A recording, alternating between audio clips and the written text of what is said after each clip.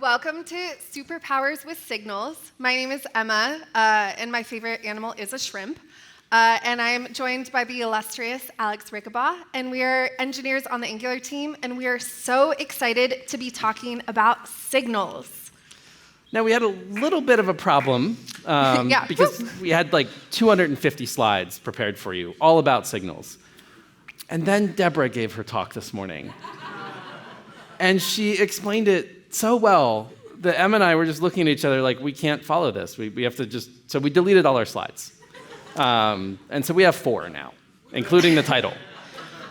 So we're setting the record for the shortest talk ever with our 4 slides. Yeah, lunch is coming early. No, not really. But we are going to use the word signals on every slide. And so instead, we want to talk about what signals are by coding with them, right? I think we've seen some really great examples in the keynote about why the team introduced them, and then Deborah did a really great job of walking through those 3 primitives within the API that's public-facing.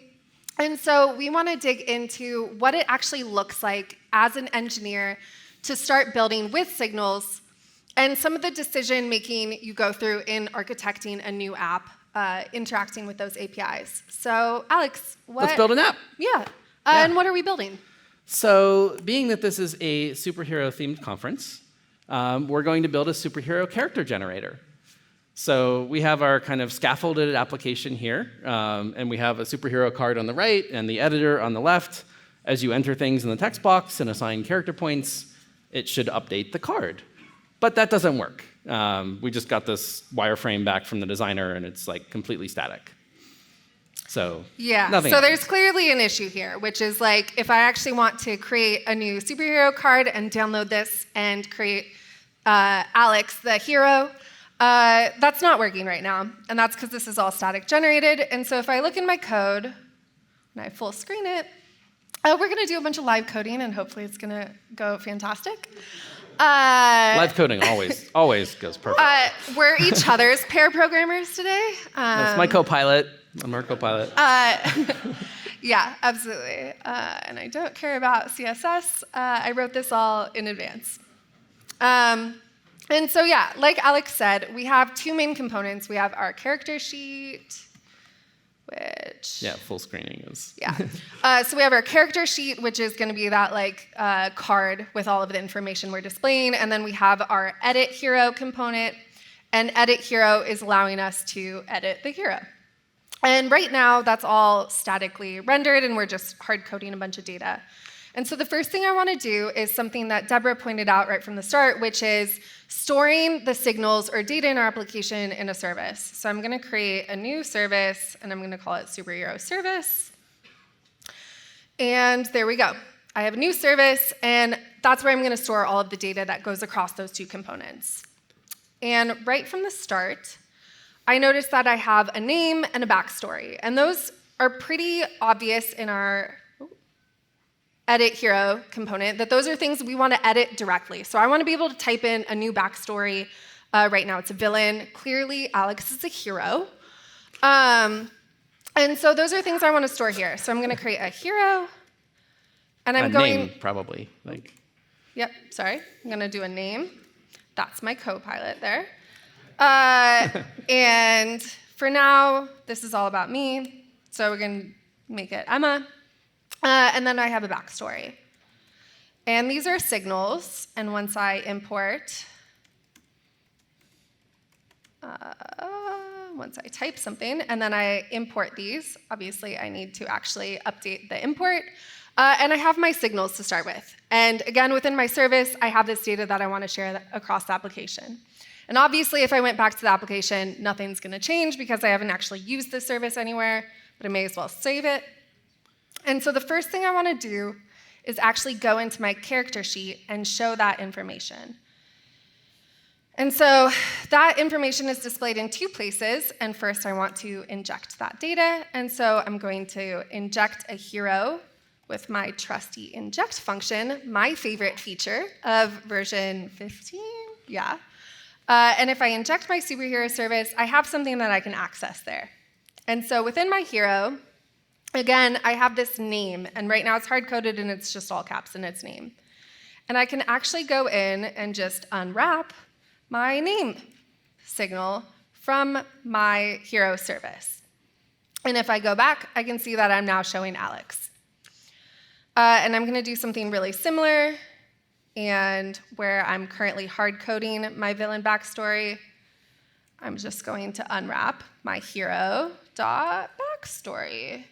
And I really liked Deborah's sort of like mental model earlier, where if I saved this, obviously it's just going to show like a function, and that's really weird for users because I need to unbox the signal data. We will have a compiler check. Yes. And that's part of developer preview, right? And then the other part of this application is, again, I want to be able to update it, right? The reason I chose this granular level of what is a signal is that I know that I want to actually be able to write to these values. So I have an input and a text area that right now, again, are hard-coded. And if I inject my hero into this, then as long as I can access, my superhero service here, I can do the exact same thing, right? Which is, instead of having a value bound to a string, I can bind directly to my hero.name signal. And then, obviously, I also want to be able to update that. So I believe input has a well-named input event. And if I, on input, want to update that, then I'm going to do the whole reason that this is a signal to begin with, right? I'm going to do hero.name.set. I'm going to actually set the new value of that hero with, I believe we called it name. So I'm just going to use my template information of name.value. And I'm going to do something really similar with backstory while I'm here, which is, again, obviously hard-coded data, terrible. So I'm going to unwrap that information from my service, and I'm going to go into my hero backstory and unwrap that information and do the exact same thing with that input event, right? So like, I have some information in my text area, and every time I change just the information in that text area, I want to be able to update that data. And so I'm going to go into my hero, backstory, and I'm going to set it again with my information, which is, again, that backstory dot value. Yep. Yeah, nice. Cool. And if I test this, now what's a name from the audience? I heard Danny, maybe? Was that a real name? That might not be your name. And clearly you're a hero. And so clearly I can see now Danny is a card, and you have a hero backstory. Yeah, cool. Awesome. So 2 easy signals. But there's some other information on this card that might make a little bit more sense for why we're making this a reactive application. Yeah, I think we need to get Danny some superpowers. I think we do. So every superhero from comic books that I've read, their name kind of gives away what some of their powers are going to be, right? Like Aquaman, he can breathe underwater and swim really well. So we're going to use the name of our superhero to determine what powers they have. And we have a set of powers that we can choose from. They might be generated by AI. They might be random. But we're going to base it off of the name. And so in the superhero service here, I'm going to import a function that I wrote before somewhere. Powers is calculate powers. Yeah, VS Code is too smart for me. Based on the value of the name. And if you remember from Deborah's talk, this is a little bit like the z equals x plus y, right? We are doing this calculation once based on the initial value of the name when this service gets created, and it's not going to update over time. So to tell Angular that every time the name changes, it should actually recalculate the powers, we can use computed. So we'll make this a computed signal that takes its value from the powers of the given name, and we go ahead and import that. And then in our character sheet component, I think we have a place here where the powers are iterated over, and they're just hard-coded right now. And so all we have to do is bind this to our hero.powers. And that should be enough. Angular now knows that the powers need to be in sync with the name and to update them whenever the name changes. So we can go to Danny here, and Danny has perfect spelling and always has Signal on his cell phone. Wow, I'm a little bit jealous. Yeah, awesome. So that is our powers. And the other kind of feature of this card, as you can see, are these character points or metrics that we have. So we have metrics for angularness, nerdiness, and zonelessness. And they're displayed with these little circles here. And we have this metric editor component that has kind of the up and down buttons. And you notice I can kind of spam this infinitely here. So let's hook, yeah. Oh, I was just going to say, I think that's very fitting. Everyone here is a 24 out of 20 on maybe Angularness. 42. Yeah, yeah, 100%. So let's hook these up. And because they're data that I can change and update directly, I'm going to make some signals for them. So going into our superhero service here, I'm just going to create a plain object called metrics, and we'll have a signal for each metric individually. And I'm choosing to do this because I want to be able to pass the signal around to the metric editor to allow it to update a specific metric. So we'll have a signal for angularness, 0, nerdiness is a signal, and zoneless is another signal. That's very fitting. Cool, so we have metrics here. One of my superpowers is not forgetting semicolons. Let's hook these up in our superhero card. So in our character sheet component, you can see that we're doing this kind of trick here of creating an array with a bunch of values to ng for a certain number of rows.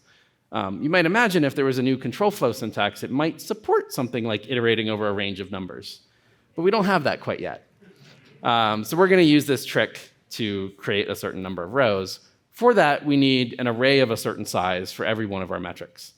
So let's go ahead and do that. And we're going to use more computeds. So for angularness, we have a computed that is a new array of a given length. And the length here is going to be our angularness metric. And we're going to cheat and copy this a couple times. And we'll use the same trick for nerdiness. And we'll use the same trick for zoneless.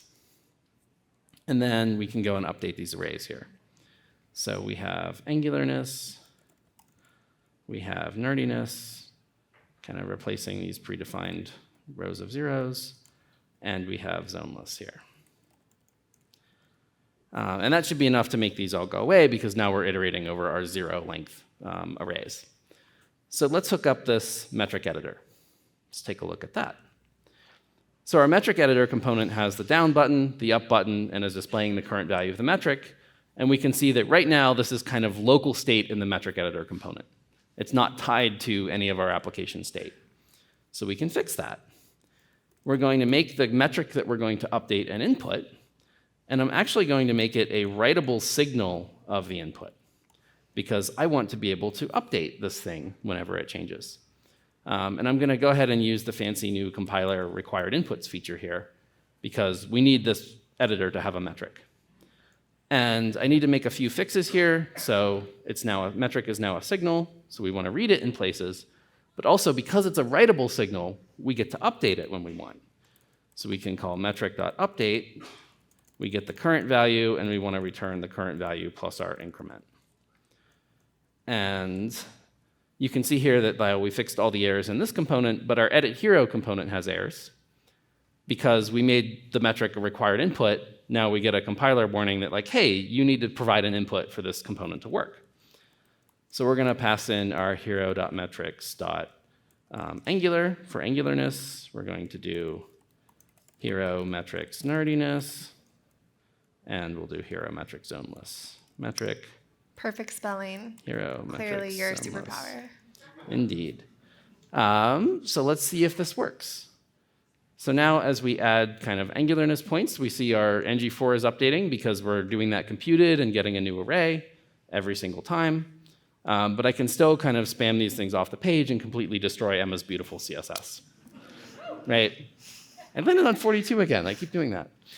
So we need to introduce some limit to fix that. So to have this limit, we need to understand how many points we've accumulated, right? So we probably need another computed. Total points is a computed of the sum of these things. So hero metrics, Angular, this hero metrics, nerdiness, this hero metrics, zonelessness.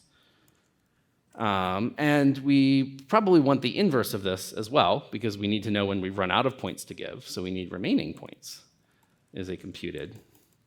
It's going to take our constant metric limit here, and we'll subtract off the total points. So we can kind of use derivation of these values and chain them together to get the state, to compute the state that we want to show from the state that we're storing in our service. And so in the metric editor, I'm going to add a new input here, which is called like up enabled is a Boolean, and we'll initialize it to true. And then we can disable the up button when the up is not enabled. And that allows our edit hero component now to say we want to disable up when remaining points is 0. And so we can kind of copy paste this. I don't know why it adds that extra brace there, but we can paste that in. And now we should be able to see that, oops, I think I have a logic bug there. Up is enabled when it's greater than 0, correct. There we go. So now when we hit the limit of 20, 20 out of 20 angularness. Quite a bit of angularness. That's Emma for you. She has full points, and we can't go any further. So we have a couple other parts of our UI that we kind of want to fix up here. There's this indicator of how many points you have left. We only want to show that if remaining points is greater than 0, and then we want to show the actual remaining points value here. And then this is kind of the else case if we had else in control flow. So remaining points equals 0. I had an idea about this morning. So now we can go kind of nerdiness and some zonelessness, and we get this all character points have been assigned. Yeah, absolutely. I think that's our application. So let's go back to our fourth and final slide. Signals! That's signals.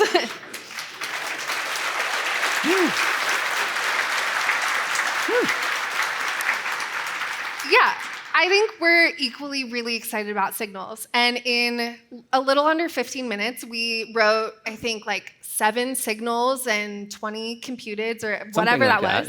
Yeah, and again, we could compute that. We could compute that. And I think the point of this is really trying to show what it looks like to architect and think about how you would build an application. And in doing so, besides definitely wanting that control flow sooner rather than later, we sort of thought of 3 overarching themes of things we thought about and you heard us talk through as we were making decisions in our application. And the first one we touched on and I mentioned as we were building was granularity, right? So we chose a very fine-grained approach of reactivity where within our hero service, we were making a lot of individual signals, both writable and read-only with computed, based on things that we knew we wanted to update. But we could have done that a completely different way, right? Deborah's talk earlier talked about cases where maybe the entire hero is a single signal that we're updating. A really great example of that is if you're fetching data from a server, maybe anytime you're doing that fetch call with the HTTP client, that's a good time to wrap the entire thing in a signal. So really being fine-grained and intentional about the granularity, right?